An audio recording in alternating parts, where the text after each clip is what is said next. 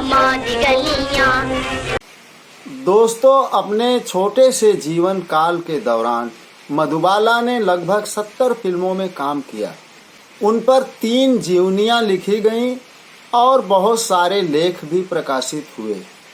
मधुबाला को गुजरे कई दशक बीत चुके हैं, लेकिन अपने अनुपम सौंदर्य और अभिनय की बदौलत आज भी भारतीय सिनेमा की आइकन बनी हुई हैं।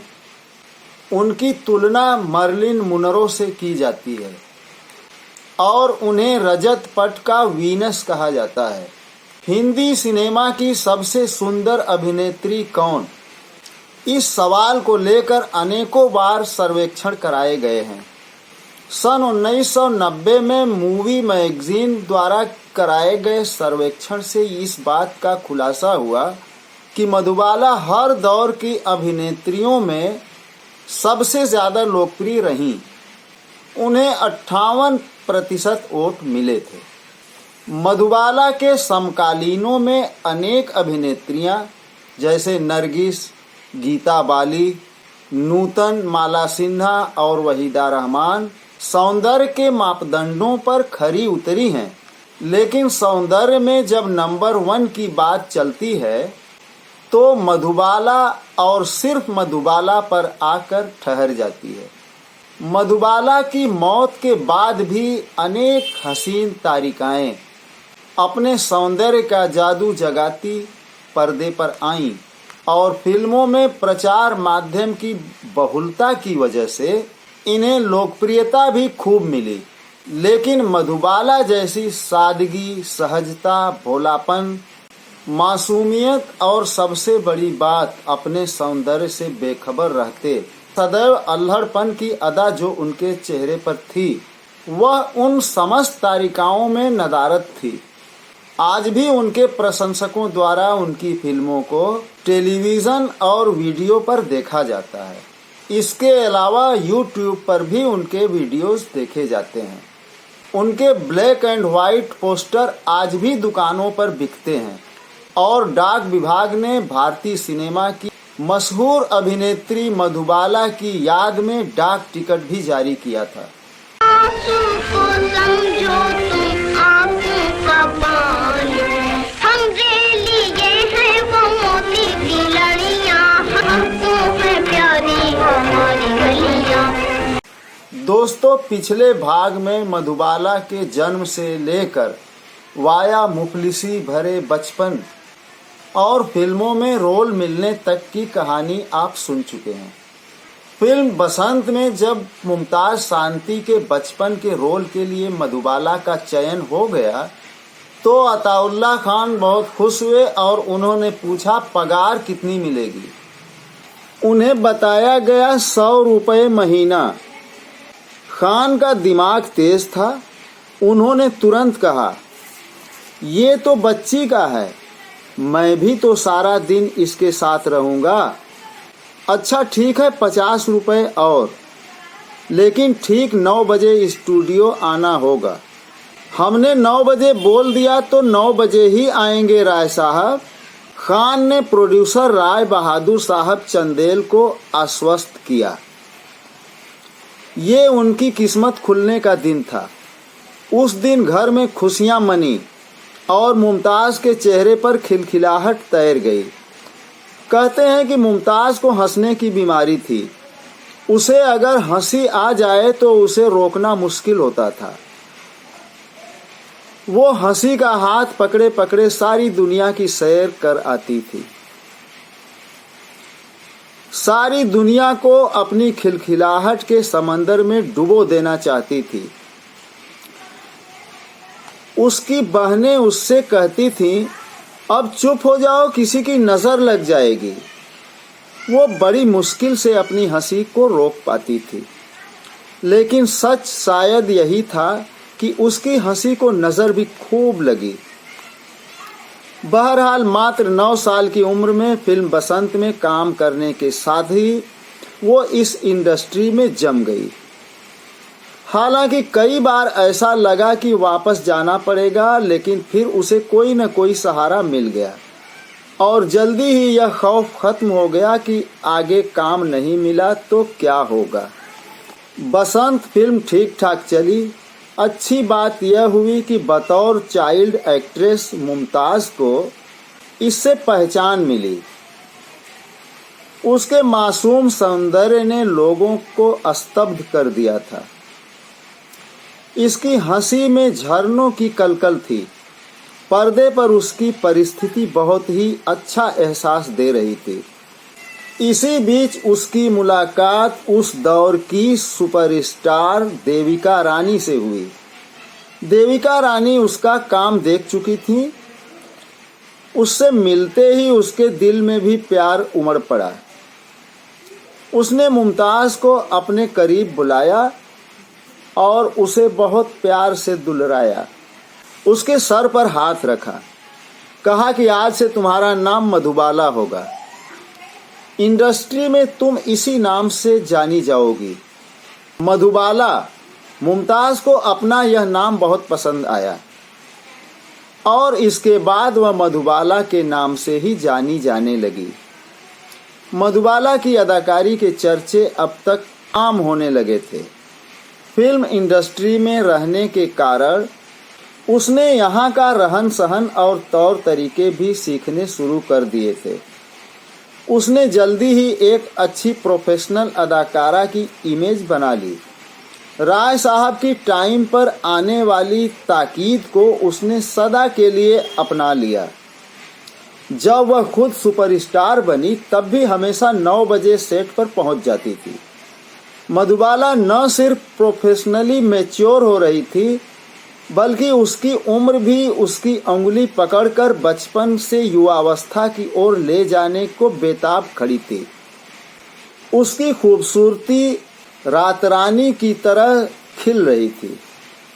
उसके सौंदर्य के खुशबू से पोर पोर महक उठा था। मधुबाला के सौंदर्य में उसके मन का भोलापन, उसकी चंचलता और उसका अल्हड़ होना 4 चांद लगा देता था। उसके सौंदर्य में सम्मोहन था। कहते हैं कोई भी सौंदर्य असल में तभी पूरा होता है जब उसमें आत्मा का संगीत, मन की शुद्धता और मासूमियत भी शामिल हो। मधुबाला का सौंदर्य इस मायने में कंप्लीट था। इसी सौंदर्य का जादू था कि उसे आगे चलकर हिंदुस्तान की मोनालिसा कहा गया। सन 1947 में केदार शर्मा की नज़र मधुबाला पर पड़ी। उस समय मधुबाला की उम्र 14 वर्ष थी। केदार शर्मा ने उसे अपनी फिल्म नीलकमल के लिए बतौर लीड एक्ट्रेस लेने का निर्णय लिया। हालांकि कई लोगों को इस पर आश्चर्य भी हुआ कि अभी वह सिर्फ 14 साल की है। अब तक तो चाइल्ड एक्ट्रेस के रोल ही कर रही थी। लीड हीरोइन बनने के लिए न तो उसका जिस्म तैयार था न ही मन। केदार शर्मा के पास हर बात का जवाब था। उसने उसे हीरोइन मान लिया था। सो इस तरह मधुबाला की लीड हीरोइन के तौर पर पहली फिल्म के रूप में दर्ज हुई नीलकमल। इस फिल्म में उसके को स्टार थे राज कपूर। ये फिल्म हालांकि बॉक्स ऑफिस पर बहुत कमाल नहीं दिखा पाई, लेकिन मधुबाला की बहुत तारीफ हुई। उसके काम और सौंदर्य दोनों ने सबका मन मोह लिया था। अब मुमताज़ यानी मधुबाला का परिवार गुर्बत के दिनों से बाहर निकल चुका था। परिवार की आर्थिक मुश्किलें कम हो गई थीं। मधुबाला खुद को काम में मसरूफ कर रही थी। उसका सौंदर्य तो निखर ही रहा था, उसका मन भी निखर रहा था। बचपन उससे हाथ छुड़ा रहा था। उसके भीतर प्रेम की प्यास जागने लगी थी। उसने पहली बार जब दिलीप कुमार को देखा तो वो देखती ही रह गई। यह फिल्म ज्वार भाटा के दौरान की बात है। दिलीप कुमार की खूबसूरती, अदा और बात करने का ढंग मधुबाला के दिल पर सीधे असर कर रहा था। हालांकि तब तक वो चाइल्ड एक्ट्रेस के रूप में ही जानी जाती थी। दिलीप कुमार भी उसे बच्चों की नज़र से ही देखते थे। उन दिनों दिलीप कुमार का अफेयर अभिनेत्री मृदुला से चल रहा था। मधुबाला उसे दूर से देखती और मन ही मन मुस्कुराती थी। उसने अपने भीतर कुछ कुछ होते हुए महसूस किया, लेकिन उसके ये एहसास अभी उसके सीने में ही छुपे रहे। अक्सर लड़कियों के हिस्से में कैसी सच्चाई आई है कि उन्हें अक्सर अपने बड़े होने का पता तब चलता है जब उन्हें किसी बुरे अनुभव से गुजरना पड़ता है। मधुबाला फिल्म इंडस्ट्री में थी। किस निगाह में क्या है, धीरे धीरे उसे समझ में आने लगा था। कौन उसे कब कहाँ किस इरादे से छू कर निकल जाता था, उसे एहसास होने लगा था। वो अब शरीर से ही नहीं, समझ में भी बड़ी हो रही थी। इन सारे अनुभवों ने उसके भीतर की परतों को खोलना भी शुरू कर दिया था। अब उसे कब खुद को छुपाना है और कब कितना जाहिर करना है, ये कला आने लगी थी। फिर भी उसकी भोली हंसी उसके काबू से अक्सर निकल जाती थी। असल में मधुबाला दिल से बेहद मासूम और जिंदा दिल लड़की थी। वो खूब खुश रहना चाहती थी और दूसरों को भी देखना चाहती थी। मधुबाला पराई आग की शूटिंग में थी। वह अपने मेकअप रूम में रिलैक्स कर रही थी। उसके पिता कहीं इधर उधर थे। सब जानते थे कि जब अताउल्ला खां उसके आसपास नहीं होते हैं तो वह काफ़ी रिलैक्स होती है। उसकी नज़र लगातार कमाल अमरोही पर थी, एक खूबसूरत नौजवान जो बेहद ज़हीन था। वो उसे कनखियों से देख रही थी। कमाल ने उसका देखना काफ़ी इग्नोर किया, लेकिन दिल से दिल को राह हो तो कोई क्या करे। आखिर कमाल उसके पास पहुँचे और झुक कर कहा, आदाब अर्ज़ है। मधुबाला ने मुस्कुराकर जवाब दिया, ये आदाब एक खामोश प्रेम कहानी की शुरुआत था। कमाल अमरोही उसके प्यार में बुरी तरह गिरफ्तार हो चुके थे। कमाल उन दिनों अपने शानदार उर्दू डायलॉग्स, स्क्रिप्ट और मुग़ल इतिहास के जानकार के तौर पर जाने जाते थे। उन्होंने सोहराब मोदी की पुकार वगैरह की कहानियों पर भी काम किया था, लेकिन अब तक कोई फिल्म डायरेक्ट नहीं की थी। अब कमाल की इच्छा यही थी कि वो मधुबाला के असीम सौंदर्य को पर्दे पर उतारे। उन्होंने महल की स्क्रिप्ट बुनी। इस स्क्रिप्ट में मधुबाला के बेशकीमती सौंदर्य के लिए खास जगह थी। कमाल ने जब स्क्रिप्ट अशोक कुमार को सुनाई तब वे कलकत्ता में थे, लेकिन फोन पर ही स्क्रिप्ट सुनकर खुश हो गए और हाँ कह दी। प्रोड्यूसर के सामने एक समस्या थी। उसने अशोक को फ़ोन करके कहा, दादा कमाल फिल्म खुद डायरेक्ट करना चाहता है। अशोक कुमार ने कहा, करने दो। मधुबाला को हीरोइन लेने में भी 100 अड़चनें थीं। बॉम्बे टॉकीज का कॉन्ट्रैक्ट सुरैया के साथ था, जिसके लिए उसे 40,000 रुपये दिए जा चुके थे। किसी और को हीरोइन लेने पर वो रकम डूबनी तय थी, लेकिन कमाल मधुबाला की जगह किसी और को लेने को तैयार नहीं थे। उन्होंने साफ कहा, फिल्म बनेगी तो मधुबाला के साथ। अब मधुबाला 16वें साल में थी। उसका सौंदर्य और यौवन दोनों अपने चरम पर था। फिर उस पर कमाल अमरोही के प्यार की नज़र का असर भी था। जिन्होंने महल देखी है उन्हें अब तक मधुबाला की याद होगी। उसका सौंदर्य चुंबकीय शक्ति लिए हुए था। कमाल अमरोही ने उसकी सुंदरता को बहुत ही नफासत से कैमरे में कैद किया था। मुंह से दुपट्टे का धीरे धीरे सरकना, आधा चेहरा ढका आधा दिखता हुआ, और उसकी वो कातिल मुस्कान। ये एक सस्पेंस फिल्म थी। ऐसी फिल्मों को चूंकि बार बार देखने की प्रवृत्ति नहीं होती, इसलिए बहुत बिजनेस करेगी इसमें शक था। मीडिया ने अब तक मधुबाला के बारे में पन्ने रंगना शुरू कर दिया था। एक चेहरा जिसने सुरैया को रिप्लेस कर दिया था। कई सारी अफवाहें इंडस्ट्री में तैर रही थीं, लेकिन जब महल रिलीज हुई तो सबके मुंह बंद हो गए। यह एक कमाल की फिल्म थी जिसने बॉक्स ऑफिस पर भी धमाल मचा दिया था और इसका गाना आएगा आने वाला छा गया था। कमाल अमरोही की निर्देशक के तौर पर यह पहली फिल्म थी।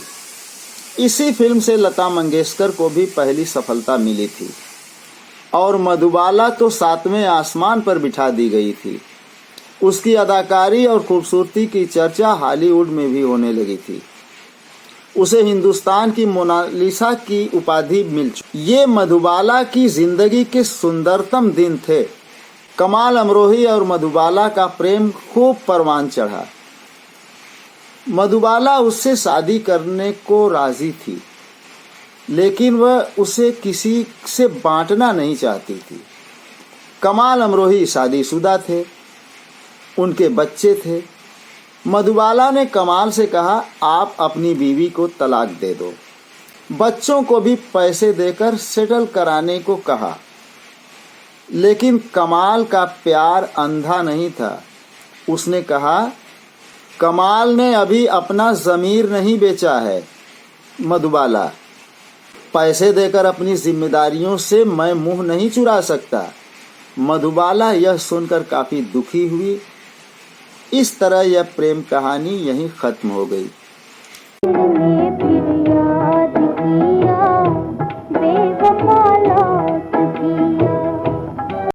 दोस्तों, मधुबाला की जिंदगी की किताब के बाकी पन्ने मैं अगले भाग में खोलूंगा। अगर आप मेरे चैनल पर नए हैं तो मेहरबानी करके मेरा चैनल सब्सक्राइब कर लीजिएगा, ताकि आने वाले हमारे वीडियो की नोटिफिकेशन आपको मिल जाए। और अगर ये वीडियो पसंद आया हो तो कमेंट बॉक्स में अपनी प्रतिक्रिया ज़रूर दीजिएगा। अब मिलता हूँ अगले भाग में। जय हिंद।